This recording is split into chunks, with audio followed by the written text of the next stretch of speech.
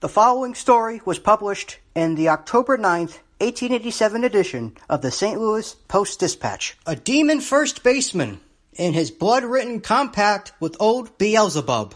The true story of a baseball player's dealings with the evil one. His soul recklessly bartered for supreme excellence on the diamond. The devil claims his own.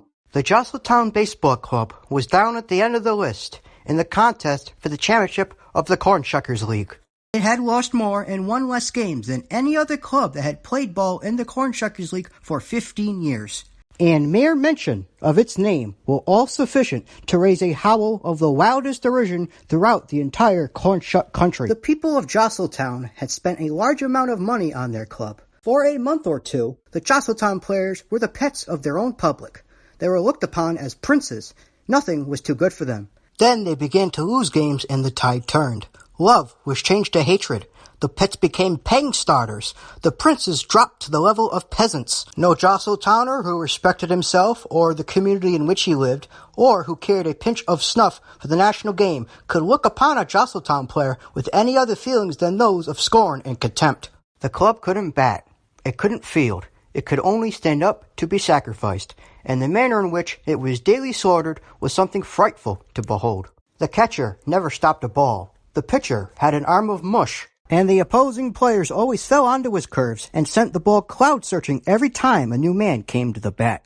But the worst member of the team was Cornelius McClanahan, the captain and first baseman of the Jostletowns. His career on the initial bag fairly bristled with errors. He was called Putty Fingers, and a statement was floating around to the effect that he had holes in both of his hands. Nobody denied that Con was a hard worker, that he made the dirt fly all around the spot whereupon his first base rested, but bad luck was against him. And he got so bad and earned such an abundance of ridicule from the press and public that even his girl, the fair-skinned, black-haired, dark-eyed, petite and pretty Bedelia O'Bun, went back on him and said she would feel very thankful to him if he would stop annoying her with his attentions. Now, Con was not a bad-looking man. His hair was red, but it had a delightful way of twisting itself together close to his scalp, and he had a mustache of Titian that was quite winning. There were a few pits in his skin, and the end of his nose was rather pike-shaped, but otherwise he was attractive, not to say fascinating. And when he stepped down the street in his tight pants and braided coat, with a high standing collar under his sunny chin and a stylish derby slanting down over his right eye, he looked just too gorgeous and voluptuous for anything. Once, he might have had any girl in Jostletown. None was too beautiful, too rich, or too high-toned for the dandy ball tosser. But since the club had begun to be a mark for every J9 that came along, the beauty and wealth of the community had turned their backs to him. He received no more scented notes on tinted paper. The belles of the burg even went so far as to elevate their noses as they passed him, and to crown his sorrows, and to complete his discomfiture, Bedelia O'Bun gave him what the boys call the dirty shake. "Oh, I say, what's the matter with you, Bedelia?" he inquired tenderly, after she had revealed to him the state of her heart. "Nothing, only simply this," the brave girl answered, "that I can never wed so bum a baseball player as you are, Con McClanahan." "Oh, me! Oh, my! Can this be true?" was all Con was able to say. His heart was breaking. "Yes, it is true," the unrelenting girl replied, "and now I'll say a last farewell." And without saying any more, she poised her head proudly, and gathering her skirts in her left hand, majestically swept away. Con McClanahan was now a wretched man. He couldn't understand why all the world, including Jostletown and Bedelia O'Bun, had turned against him. He did his best on the baseball diamond. What more could any man do? Luck was against him, that was all. When he got to his boarding house, he sat down and wept tears of deep despair. "This is too much," he exclaimed. And then throwing himself on a lounge in the corner in which he was accustomed to sleep, he gave himself up to sobs and sighs, and allowed his aroused emotions to control him in a rapid and reckless way. He rolled over on his couch and looked at the ceiling through his tears. Nothing seemed to be left but to hurl himself into the yawning furniture and take his chances with all there might be in it. Unconsciously, his thoughts fitted in the direction of the black art. He had heard a word or two of explanation, at one time in his life, about Chaldean magic, and out of a yellow-covered book of instruction, which announced on its title page that it made every man his own magician, his tenacious memory uprooted this quatrain: "Hanky-panky, hokey-hum. Beelzebub, where are you? Come, unfold your brimstone flaming scroll, and make bid for a Christian soul. This is represented as the style of incantation that was popular with the gentlemen in long black gowns who performed strange ceremonies in dark sanctuaries during the Middle Ages, and had the fire-spewing and oven-eyed demons of the deepest pits to assist them in their works. Con McClanahan allowed the rhythmical words to dance across the convolutions of his fever-swept brain, and he was mechanically mumbling the lines to himself, growing less and less conscious of their meaning. When lo, as he spoke for the dozenth time the words, "Hanky, panky, hokey, hum, Beelzebub, where are you? Come." A superb figure in red flannel, with his horns enclosed in long red umbrella covers, and a very Frenchified and extensive mustache and goatee, came through the roof, and striking a grand opera attitude, exclaimed, "Here I am. What do you wish?" Con McClanahan trembled like a reed in a Kansas cyclone. He hid his eyes and kicked with his heels like a mule reaching across a 10-foot alley. Was it a case of jams, or only a timely warning that he had better let the beer keg and the black bottle alone from that time thenceforward? Or was it really the old boy himself, dropping in to claim a constituent whom he had missed from his blazing kingdom for some time? Con could make no reply. "Troubled mortal," said his satanic majesty as he folded his arms and drew himself up to full height, "I am here at your request. Why have you sent for me?" The Jostletown's first baseman felt a cold tremor playing tag all through his system, and he suddenly realized that he was doomed, or pretty nearly so. He clustered his courage around his heart, and rolling over on his back, he tried to look the devil in the face. For I sincerely hope that the reader understands by this time that it was a genuine devil, and not a mere phantom of the brain that stood near the foot of the first baseman's bed and nearly frightened him to death. Go away, Mr. Devil," he pleaded. "Go away and let me alone." "I'll never have nothing to do with boozology again, Mr. Devil. So help me firecrackers." "Why did you send for me?" Beelzebub persisted, with a frown and an extra flicker or two of red fire under his otherwise gloomy eyebrows. "I never sent for you," Con replied. "I never knowed where you lived."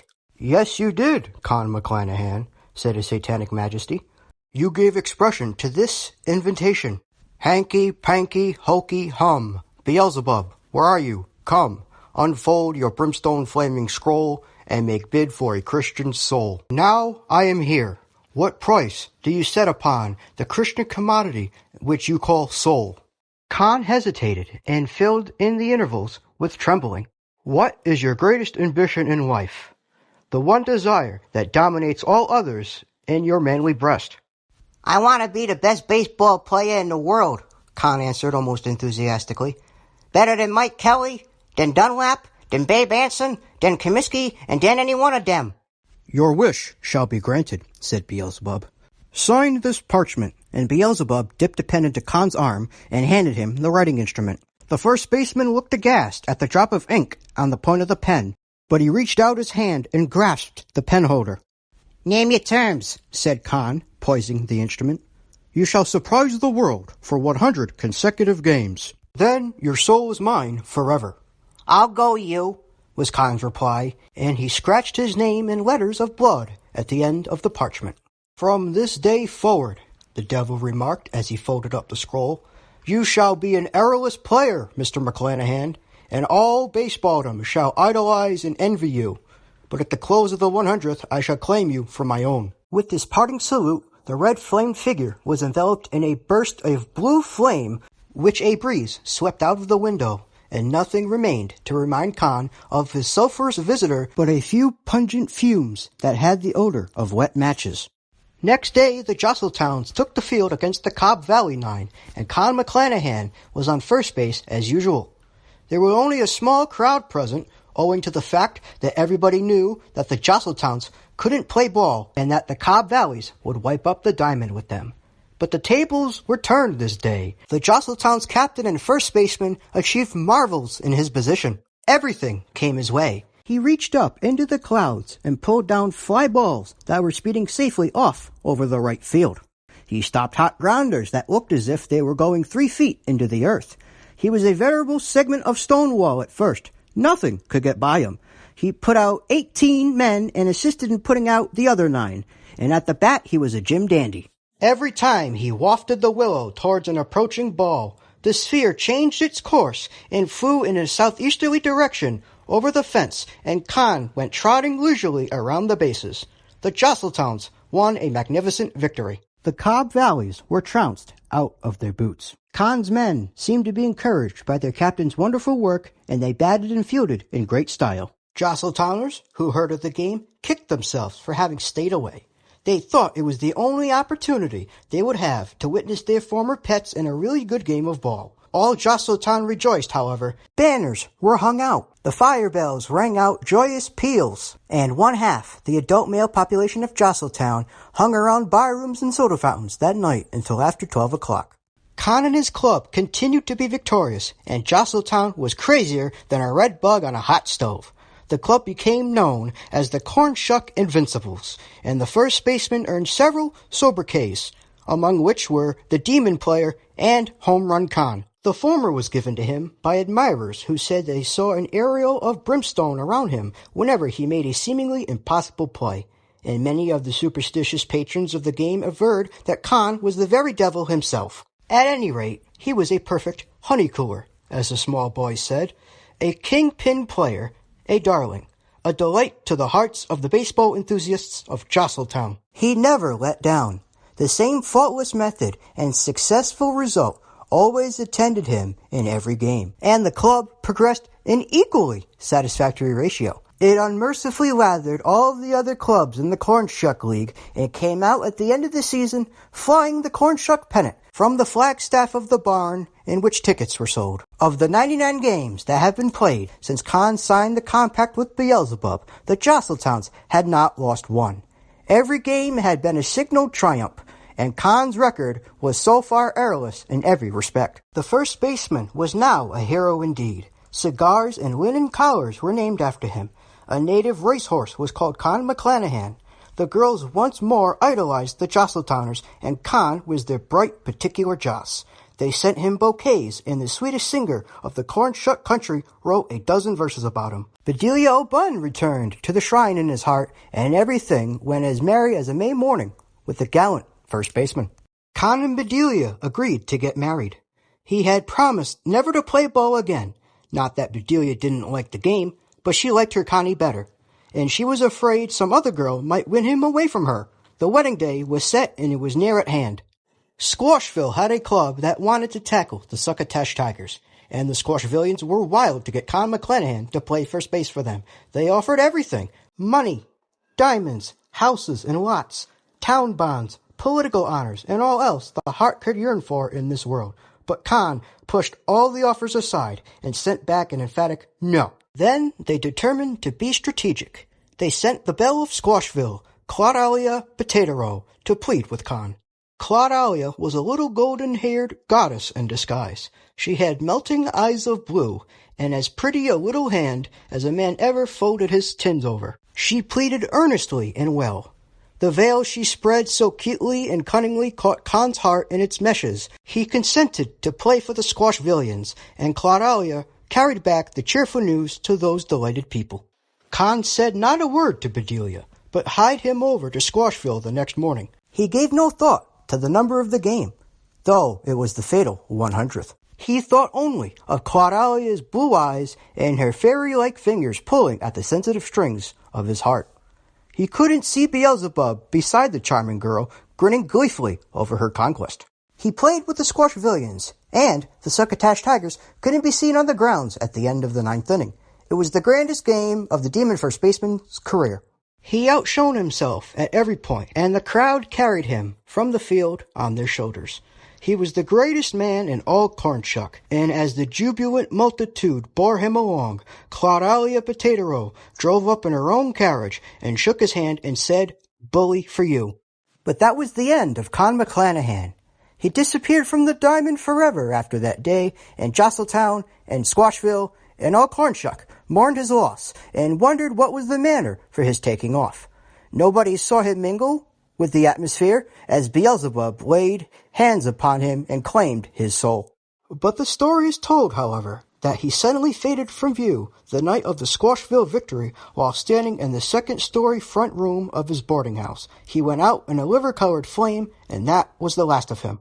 A Josseltown constable, though, has a different version of the story. He is looking for the demon first baseman in various places and will serve a warrant on him on site for breach of promise, or something of that kind, in which Bedelia O'Bunn is deeply concerned. The constable says Con McClanahan has simply skipped. It may be well to add that Claudia Potato is also missing, and that her parents have put a personal in the Squashville Sentinel, asking her to come home and be forgiven. Now, just in case you thought this story couldn't get any better, the author of this story is known throughout history as Ha Ha Ha.